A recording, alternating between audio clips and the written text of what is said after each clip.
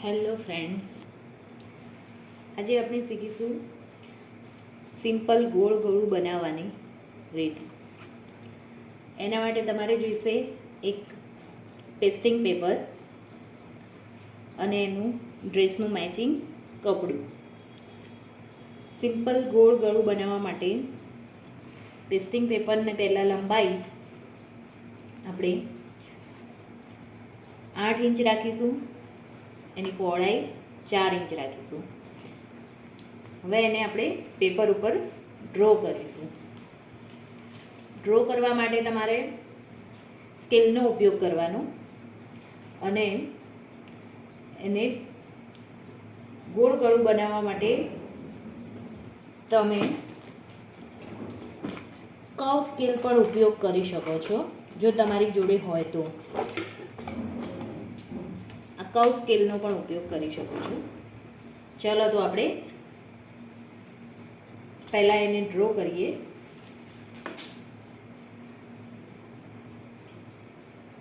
પહેલાં એની width 3 inch રાખવાની. 3 inch ઉપર એક માર્કિંગ કરીશું આપણે.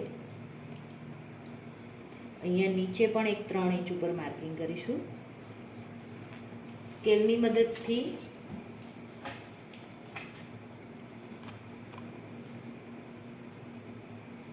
સીધી લાઈન બનાવી દઈશું.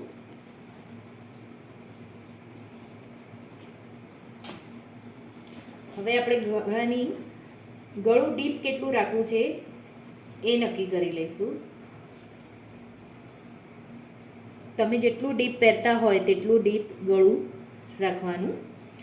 મેં 6.5 રાખ્યું છે અત્યારે.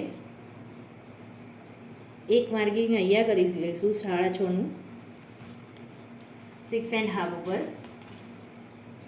6.5 પર બે બાજુ માર્કિંગ કર્યા પછી એને પણ સ્કેલની મદદથી આપણે એક સીધી લાઈન દોરી દઈશું. એટલે આપણને એક આવું ચોરસ બોક્સ તૈયાર મળશે. હવે તમારે જે પણ ગળું દોરવું હોય એનો શેપ આપી દેવાનો. અત્યારે મારે સિમ્પલ ગોળ ગળું જ બનાવવું છે, તો હું અહીંયા કર્વ શેપની મદદથી ગોળ ગળાનો શેપ આપી દઈશ. જો તમારી જોડે આ ના હોય તો તમે જાતે પણ એને શેપ આપી શકો છો.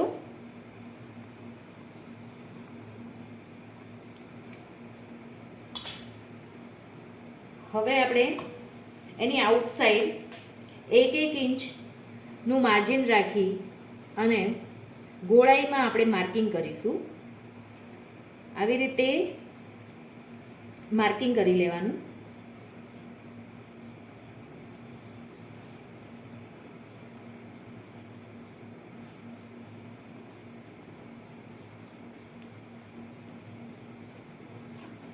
હવે જે આપણે ડોટ બનાવ્યા એને મિલાવી દઈશું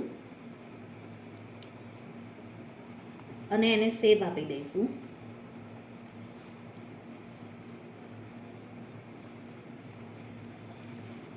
હવે એનું આપણે કટિંગ કરી લઈશું.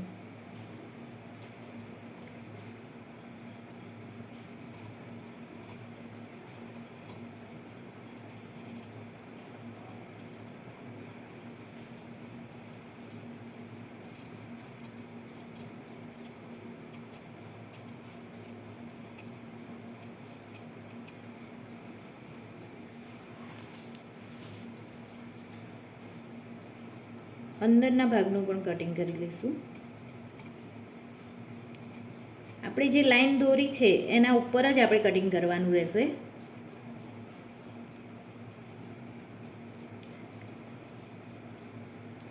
ગોળ ગળું કટિંગ કરતી વખતે એક વાતનું ખાસ ધ્યાન રાખવાનું, કાતરને વચ્ચેથી આવી રીતે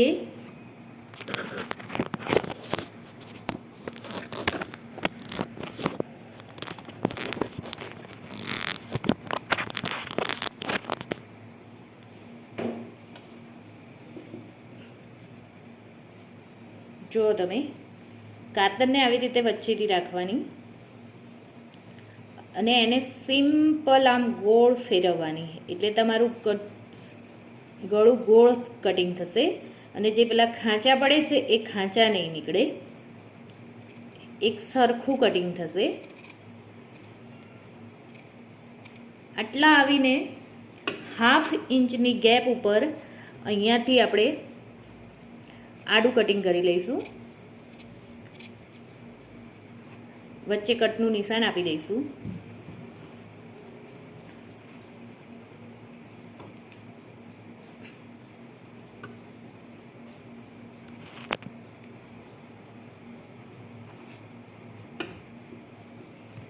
આપણું ગળું કટિંગ થઈને રેડી થઈ ગયું છે. હવે આને આપણે મેઇન કપડા ઉપર પ્રેસની મદદથી ચિપકાઈ દઈશું.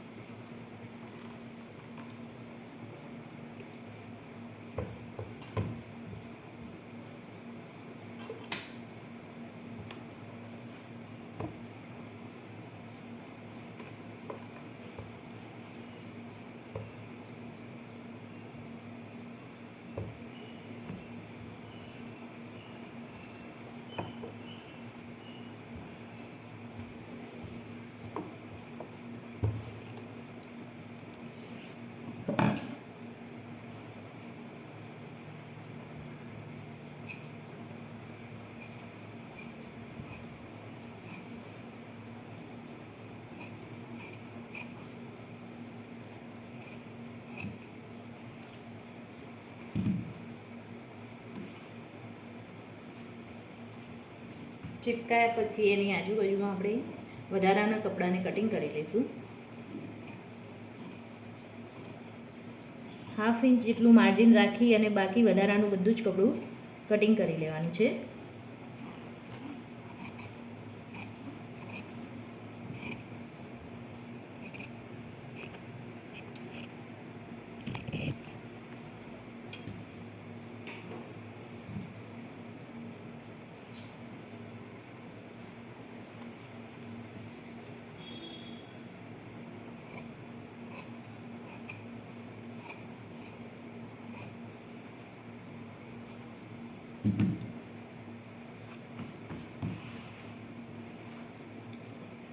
આપણું ગળું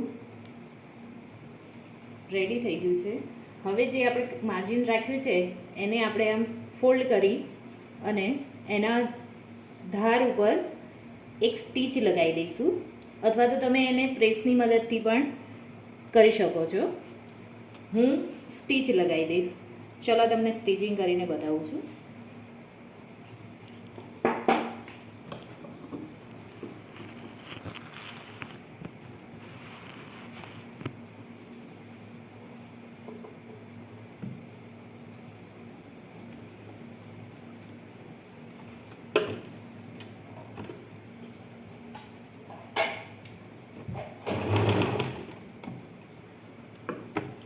કપડું આવી રીતે ફોલ્ડ કરવાનું અને એને આમ અંદરની બાજુ ખેંચવાનું, એટલે અહીંયા ટાઈટ થઈ જશે.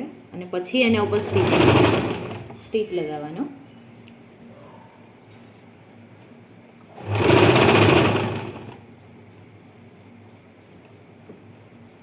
આ ફિંગરથી એને આ બાજુ ખેંચતા જવાનું અને એના ઉપર સ્ટીચ લગાવતા જવાનું.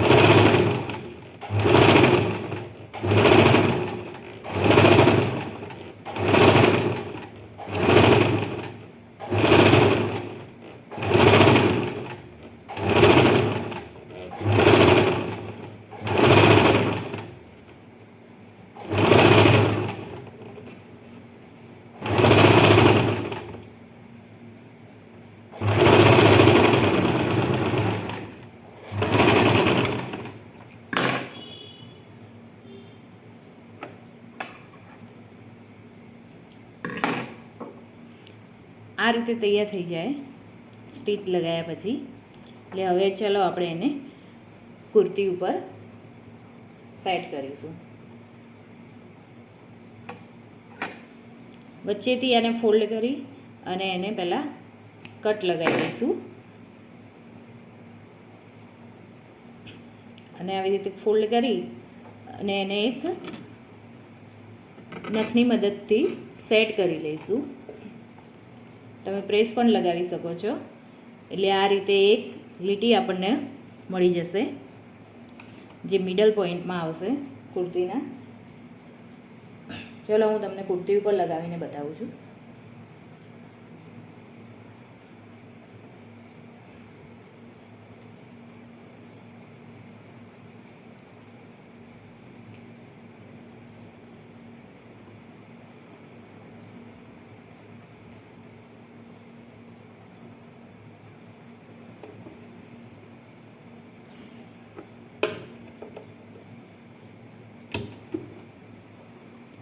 કુર્તીનો સીધો ભાગ અને આપણે જે વોક્રમ ચિપકાઈને જે ગળું તૈયાર કર્યું છે એનો સીધો ભાગ એ બે સામ સામે રાખવાના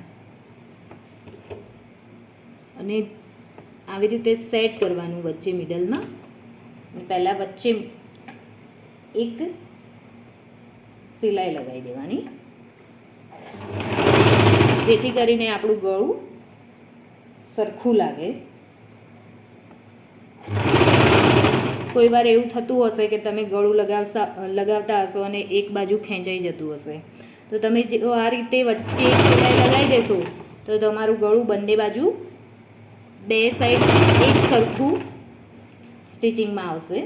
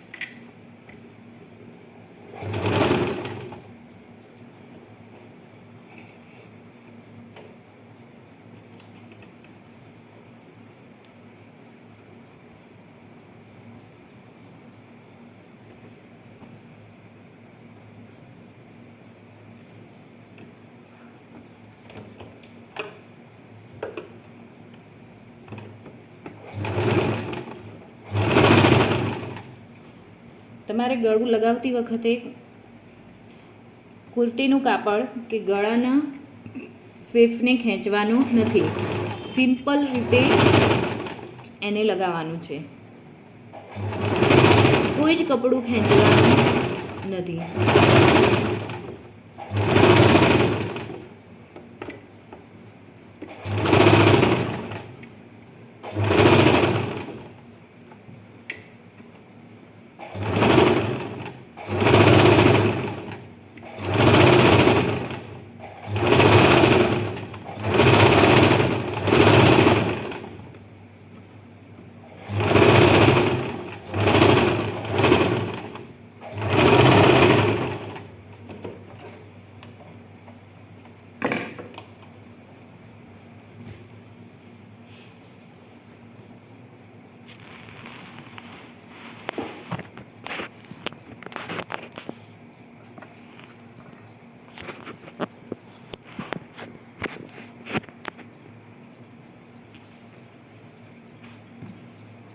ગળું લગાવીને તૈયાર થઈ ગયું છે.